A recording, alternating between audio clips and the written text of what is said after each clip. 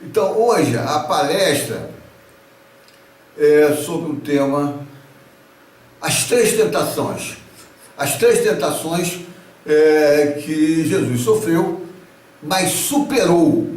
E essa foi a base, né, dele decolar para a sua revolução igualitária, libertária, do gênero, da família, no caso da tribo, da nação, né? Ele decolou depois de superar essas três tentações.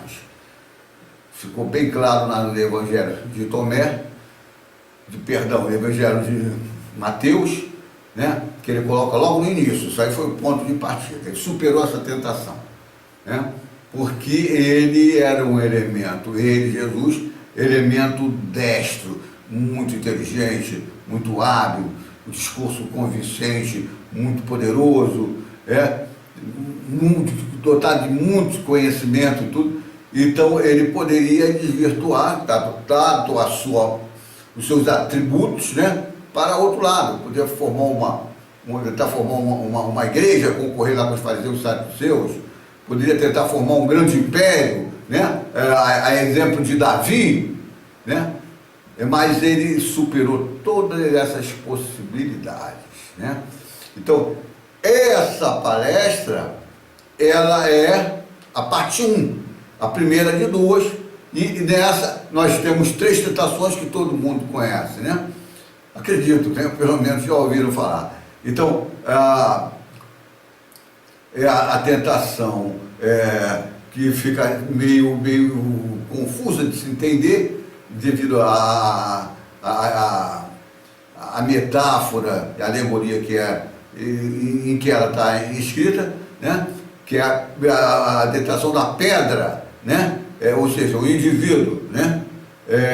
Metaforicamente colocado como pedra, ele dominar outra pedra, né? Fazer da outra pedra simbolicamente pão, ou seja, uma coisa de consumo, coisificar o outro indivíduo, dominando, mudando ele. Naturalmente, uma pedra é o intelectual, é a pessoa mais bem dotada de alguma forma, outro de predicados intelectuais, ou de político, predicados políticos, ou de habilidades na área empresarial, econômica, né? Então ele procura a outra pedra e transforma ela em pão, entre aspas, ou seja,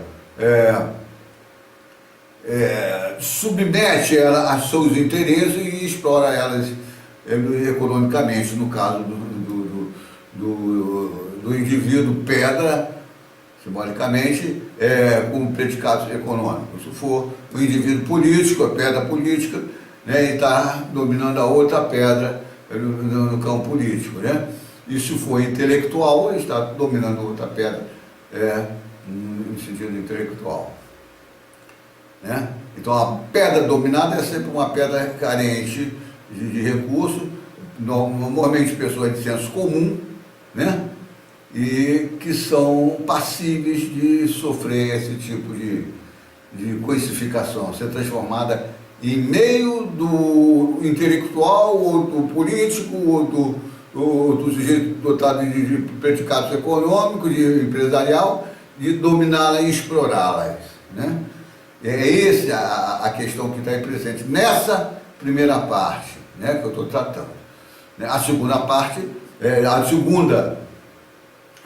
como podemos dizer, tentação, né, de poder, é o poder do intelectual formar uma grande instituição, no caso religiosa, né, instituição de natureza cultural, a exemplo dos fariseus, que tinham uma grande instituição hierarquizada, centralizada e coercitiva sobre os indivíduos membros, inclusive das ovelhas que eles dominavam e transformavam elas, fazia delas pão, é um meio de tirar o sustento deles, né? E a outra tentação, a terceira tentação, é a que Jesus superou também enquanto grande intelectual, um grande elemento cheio de sabedoria e diversos outros dotes, né? Então é a tentação de um grande monte representando um grande império, né? Ele poderia se transformar num grande imperador, a exemplo do que estava marcante lá dentro da cultura judaica, do rei Davi. E desde os antigos sacerdotes hebreus, após Davi, perdeu o reino, né, dele, o filho dele, Salomão, né, perdeu o reino, o filho de Salomão.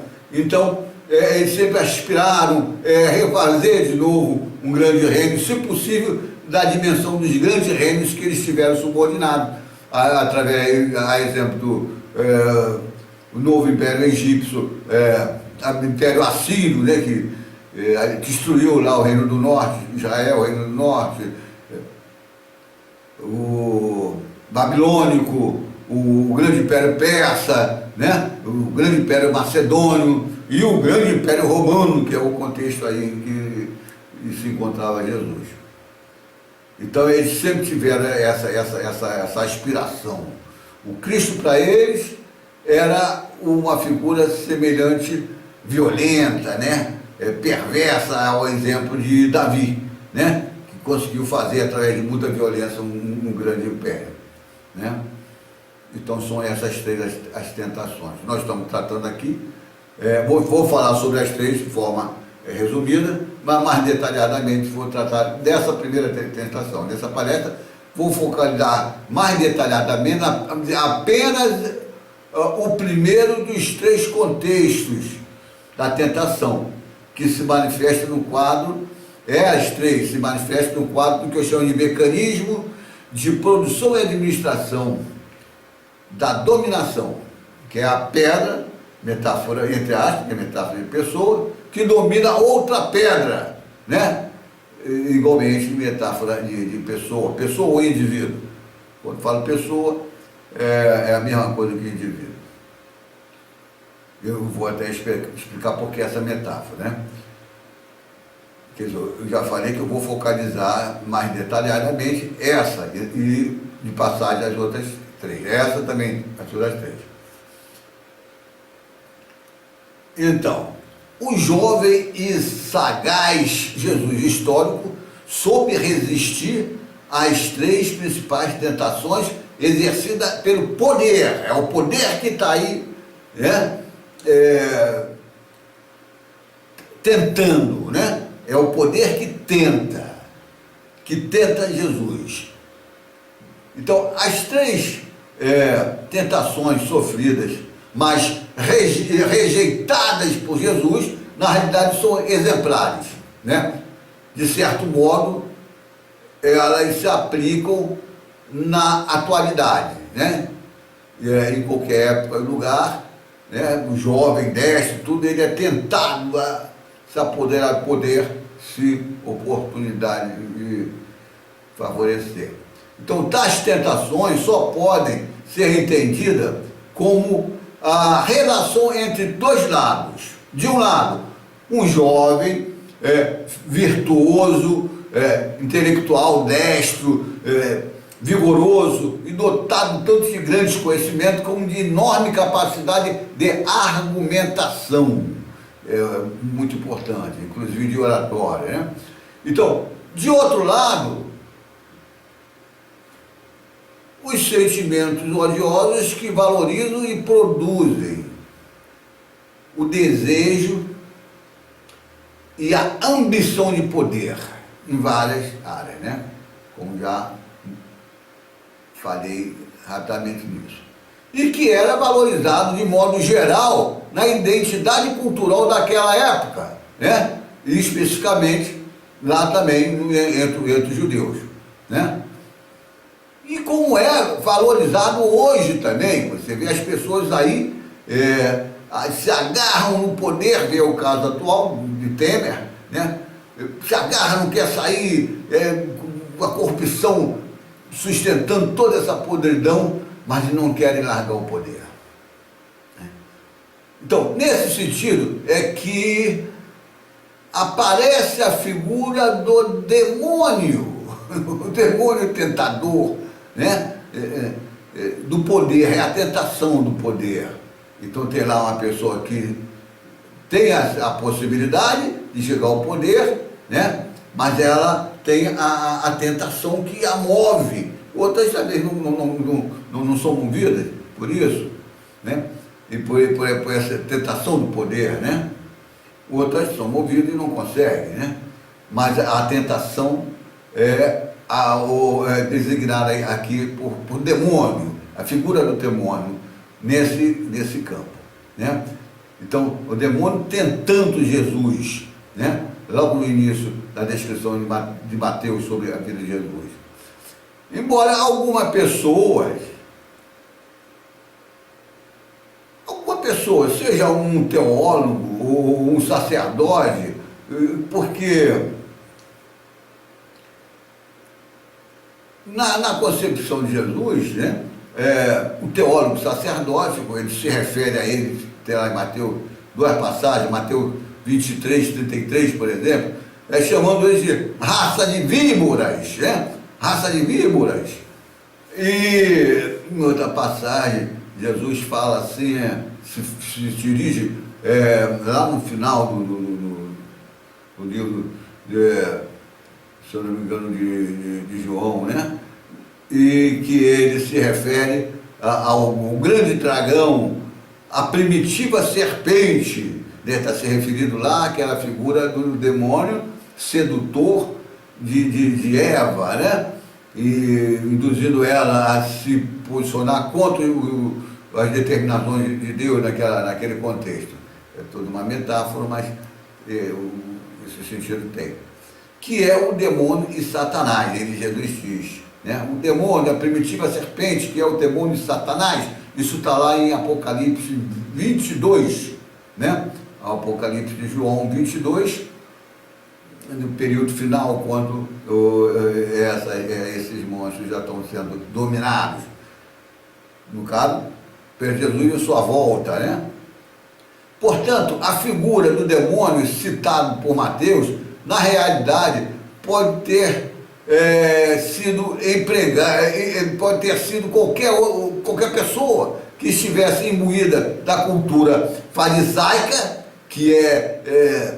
e que tenha notado em Jesus as grandes capacidades das quais ele era dotado. Tal pessoa demoníaca,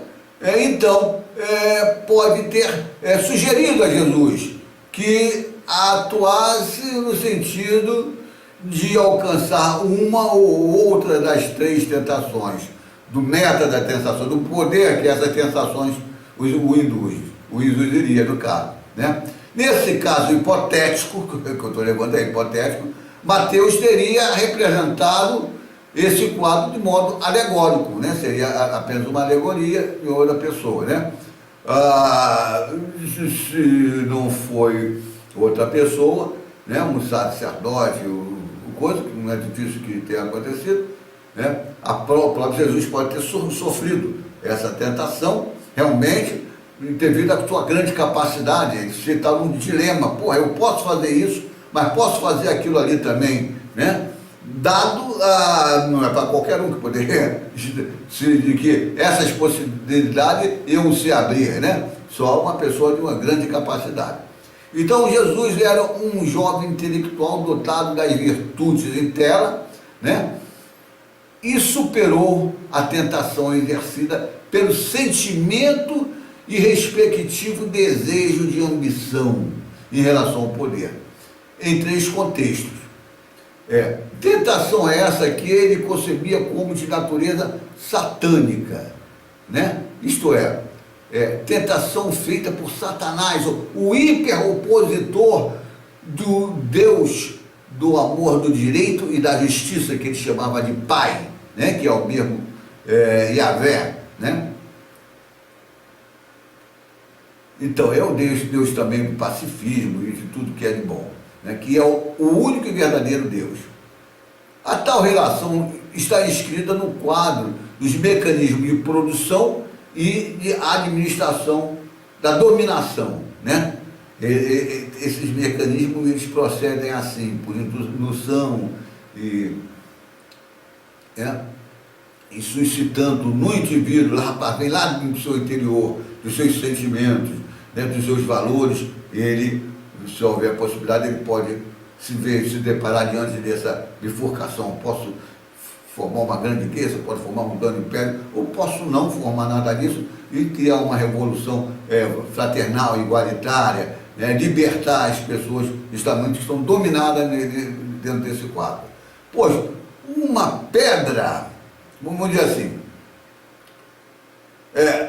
a primeira tentação, rapidamente, dominação de uma pessoa sobre outra, né? O poder da dominação que uma pessoa pode exercer de modo físico ou ideológico, né? Sobre outra pessoa que seja mais fraca ou menos dotada de recursos intelectuais. Ao exemplo de pessoas de senso comum.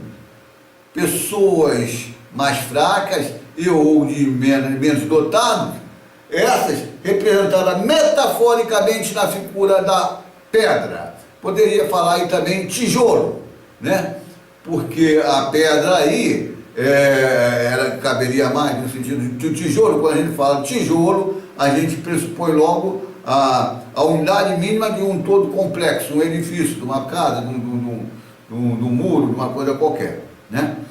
Mas a pedra está sendo empregada aí nesse sentido, de unidade mínima de um todo complexo. Pois, uma pedra, um tijolo, pode ser pensada literalmente como a unidade mínima da construção de um todo complexo, um edifício, por exemplo, uma muralha, né? Então, na cultura, isso literalmente pode ser pensado assim. Na cultura judaica, metáfora da pedra ou tijolo era costumeiramente empregado. Então não tem nenhuma novidade aí. Quem não sabe disso? Você verá em Mateus 16, 18, Mateus 21, 42, 44, né? Você vê o próprio Jesus falando que é a pedra de base, quem cair sobre ela será arrebentada. Ele está se colocando como uma pedra. Então várias passagens. Alegoricamente, foi aplicado alegoricamente como a unidade mínima componente de um todo complexo, o edifício social, né? Isto é, a sociedade concebida como um todo complexo. Então, vejamos o texto em tela, né? O texto em que aparece a primeira tentação. O tentador aproximou-se dele, Jesus, e lhe disse: se és filho de Deus, ordena que estas pedras se tornem pães. Né? Pedras se tornem pães. Jesus respondeu: está escrito, não só de pão vive o homem, mas de toda a palavra que procede da boca de Deus. Isso está lá em Mateus 4, 3, 4. Vamos agora para a segunda tentação, né? Então, produção e administração da violência, de dominação violenta de natureza ideológica ou cultural exercida por instituição coletiva hierarquizada. A exemplo da Igreja Católica, das igrejas evangélicas, da Igreja Budista, né? E a exemplo lá da Igreja dos fariseus, como também dos saduceus. Hierarquizada e fortemente centralizada, e de natureza coercitiva, né? Não só pelos seus membros na hierarquia, né? Nas diversas escalões da hierarquia, como sobre a pobre e infeliz ovelha robô, que ali ele já se coloca como pão, já foi transformada em pão, pessoa transformada em ovelha, em pão, ou seja, coisificada, transformada numa coisa em que os ideólogos servem-se para sustentar seus apetites, seus salários, né?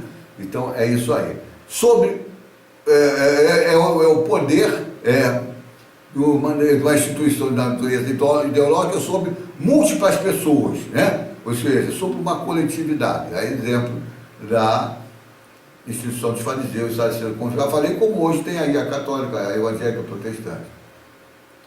Então, essa instituição religiosa é simbolizada exemplarmente no ponto mais alto do templo de Jerusalém. É o que diz lá no texto, né? O ponto mais alto, né? O tentador, o demônio, né? O desejo, a tentação de poder ideológico, no caso, é apontado para Jesus, oferece a ele o ponto mais alto do templo de Jerusalém. Ora, o ponto mais alto ali é o sumo sacerdócio, né? O sumo sacerdote é o que exerce aquele grande poder, né?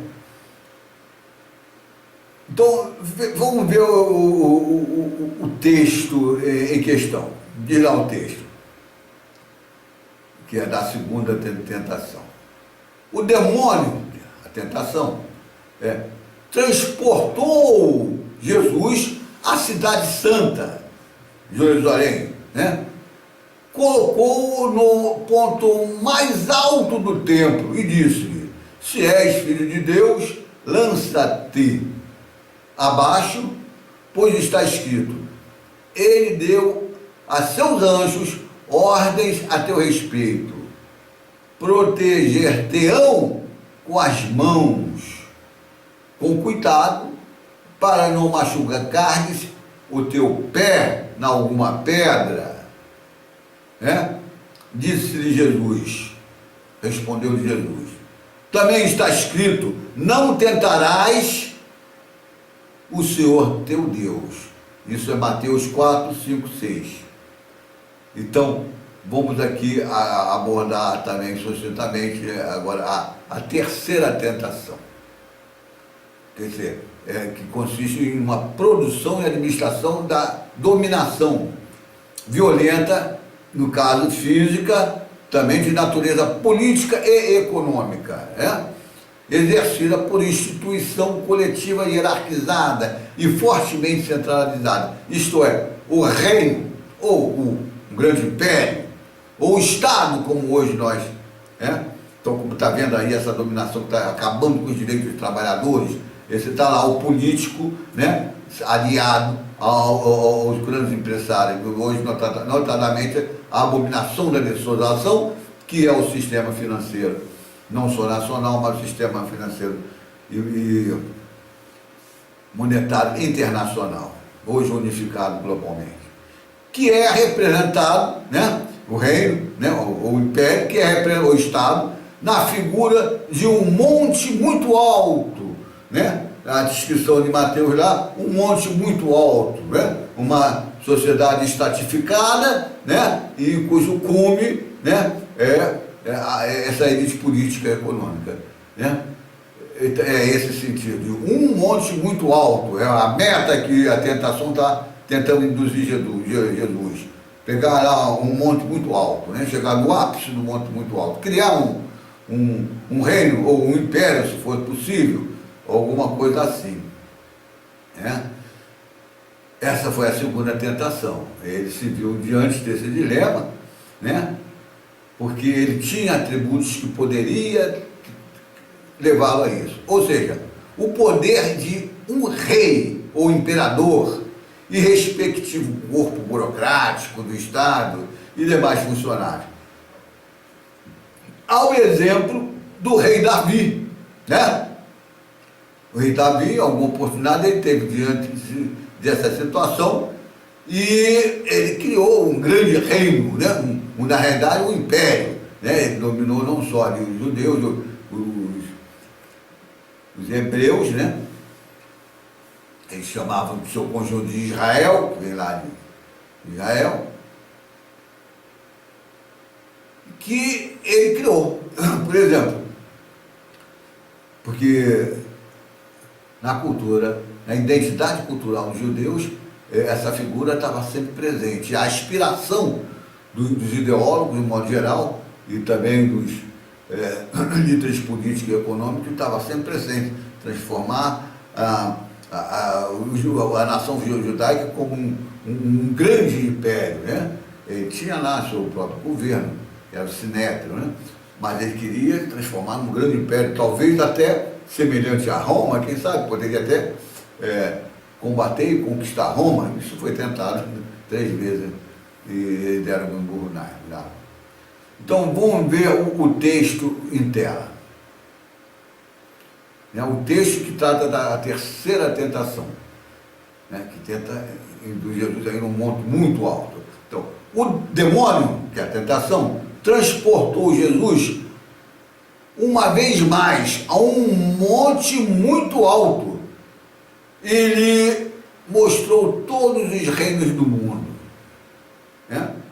e a glória, e a sua glória, e disse-lhe: dar-te-ei tudo isso, se prostrando-te diante de mim, me adorares.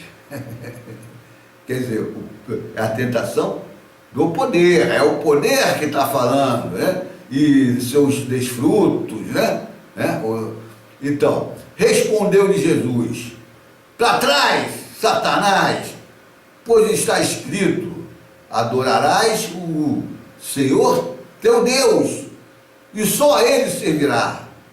Ele está falando que não vai servir ao poder, e realmente não serviu, e revolucionou o mundo. E até hoje está aí um monte de picareta também tentando apagar, tampar o verdadeiro sentido original da doutrina de Jesus. Mas então, essa parte relativa à terceira tentação está lá em Mateus 4, 8, 10. Então, vou focalizar mais detalhadamente apenas o primeiro contexto em que a tentação de que falamos se manifestou, que é no quadro dos mecanismos de produção e administração da violência. Então, um breve à parte. Veja aqui embaixo desse vídeo, na descrição aqui embaixo do vídeo, o link do texto referente a esta palestra, em que consta as citações bibliográficas, e outro link que te possibilita acessar gratuitamente, a introdução do livro que estou lançando, cujo título é O Enigma do Discípulo que Jesus Amava, mas é a parte 1, porque esse livro tem 2 partes. No caso aí, estamos lançando a parte 1. A parte 2 virá imediatamente depois. Que trata, a parte 1 trata especificamente grupo de referência de Jesus: publicanos, prostitutas e devassos, E esse livro está, os dois estão fechados pela perspectiva, o nosso objetivo é o resgate do sentido original da doutrina ou do pensamento de Jesus, como queira. Então vamos voltar ao tema.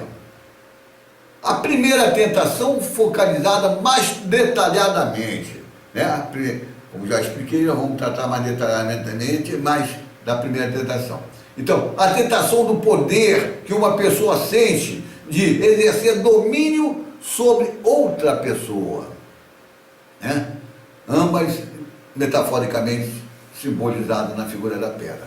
Então, a tentação do poder que uma pessoa ou indivíduo pode estar motivado e que podemos chamar metaforicamente essa pessoa e também a outra de pedras, conforme já vimos, Então, a pedra que sofre esse tipo de tentação do poder, é dotada, porém, mais que a média dos indivíduos, a média dos indivíduos é senso comum, de outros indivíduos, das outras pedras, de uma coletividade qualquer, em qualquer nação você vai encontrar essa média, de recursos intelectuais, A pedra que é tentada de dominar a outra, ela é dotada de bons recursos intelectuais, ou destino político, conforme o caso, ou empresarial na área econômica. Assim, essa pedra, ou essa pessoa, atentada ao poder, então ela pode ser motivada pela tentação do poder e de ordenar o termo que está lá, por isso que eu botei ele aqui, que está lá no texto, conforme está escrito lá no texto, cujo sentido é dominar moldar, submeter a conduta da outra pessoa. Ele vai ordenar essas pedras, né? É nesse sentido. Dominar, moldar, submeter a conduta de outra pessoa. Ou outra pedra, como consta no texto, né? Metaforicamente. Transformando-a em pão, entre aspas. Né? Ou seja, molda a pedra, subordina e transforma ela em coisa, né? Porque a ovelha robô, toda a ovelha robô dessas religiões católica, evangélica, protestante e outras mais, são transformadas em coisas, são coisificadas, né? E assim esses ideólogos subtraem desta outra pedra o seu sustento. Então é nesse sentido, né? Nesse sentido que está se falando aqui, essa primeira tentação. O Jesus histórico resistiu e superou a tentação do sentimento e respectivo desejo de ambição do poder. Eu repito isso, porque isso vem lá de dentro do campo subjetivo, essa tentação, né? São sentimentos, né, de ordem odiosa, né, que molda valores, né, desejo e projeta linhas lógicas de raciocínio e tudo. De ambição, de poder no contexto social, induzido a essa conduta, ou seja, ordenar outra ou mais pessoas, ou pedra, como consta metaforicamente lá no texto, né? Isso é, Jesus resistiu de exercer seu grande poder intelectual e de persuasão no sentido de seduzir e submeter ideologicamente, através do seu discurso, que seria, no caso, aí, poderoso, mas falseado, se ele caísse nessa tentação. Porque a pessoa, para submeter a outra, vai sempre estar enganando ela, né? Essa outra, quer dizer, as outras pedras, né? Assim, Jesus resistiu também da tentação de transformar essas pedras em pão, ou seja, em ovelhas alienadas e pagadoras de dízimo, através dos quais os teólogos e os sacerdotes arrancam os seus fartos sustentos, né? Então isso é antigo, essa podridão católica, evangélica, protestante, budista, muçulmana, a podridão é antiga, né? Essa podridão é antiga. Então, ao contrário do jovem Jesus, que resistiu à tentação de transformar pedras em pães, né? Eu acredito que eu posso estar falando aí, usando diretamente a metáfora, né? Transformando pedras em pessoas, em pães, em coisas de onde que se tira o sustento. O intelectual que não resistiu a essa tentação, então, transforma a pedra em pães, né? Ele transforma pedras em pães. Ao exemplo de como os teólogos, sacerdotes, fariseus e saduceus atuavam sobre os seus concidadãos, transformando-os em pães, ou seja, em ovelhas alienadas e pagadoras de dízimos, através dos quais esses intelectuais se sustentavam fartamente enquanto deixavam seus pães, suas pedras, suas ovelhas, outras pessoas, né, na miséria. Caso análogo ao intelectual que não resistiu à tentação de transformar pedras em pães, vem ocorrendo contemporaneamente. É por isso que a palestra é interessante, né? Porque o texto está lá, escrito de uma forma meio difícil de se entender, até porque os exegetas que fizeram a tradução, eles procuram fazer de uma forma sempre difícil, né? Para as pessoas não entenderem mesmo, isso é intencional. A Igreja Católica ficou anos e mais anos escrevendo em latim, quase 2000 anos escrevendo em latim para ninguém entender, né? Nada. Então, caso análogo, que quer dizer que não é à toa que está escrito lá de forma quase que você não dá para entender. Você tem que consultar o Satanás, ou seja, a serpente, que é a figura do sacerdote, o teólogo, ou seja, evangélico, protestante ou católico. Então, o caso análogo a um intelectual que não resistiu à tentação de transformar pedras em pães vem ocorrendo contemporaneamente. Os novos fariseus, por exemplo, os novos malditos fariseus, eu digo malditos porque eles foram os que mais atacaram sistematicamente Jesus e o grupo de referência de Jesus, os publicanos, prostitutas e devassos, né? Então, esses teólogos e sacerdotes evangélicos e protestantes, fundamentalistas, né, discriminadores e outros desse gênero. E também com os novos saduceus. Novos saduceus é a figura do sacerdote católico, né? E transformar pedras em pães e se sustentam desses pães alienados, que são suas respectivas ovelhas robô. Então, de modo análogo a Jesus, isto é, o intelectual que resistiu à tentação em questão, né? Também o jovem dotado de habilidades políticas, né?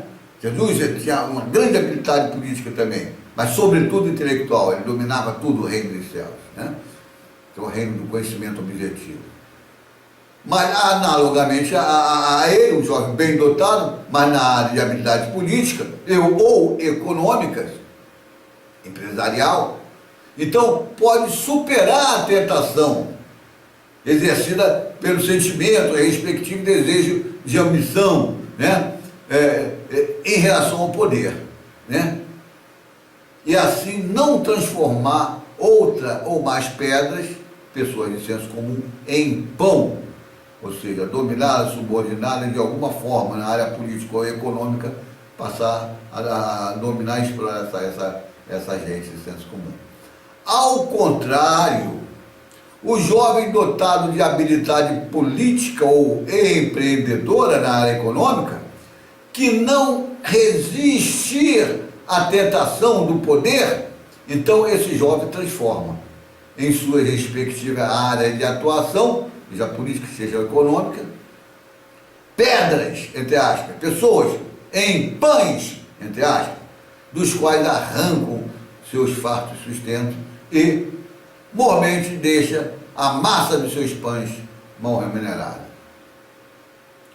Por exemplo, o político que transforma uma pedra, né, no tipo cabo eleitoral, né, fanático, e que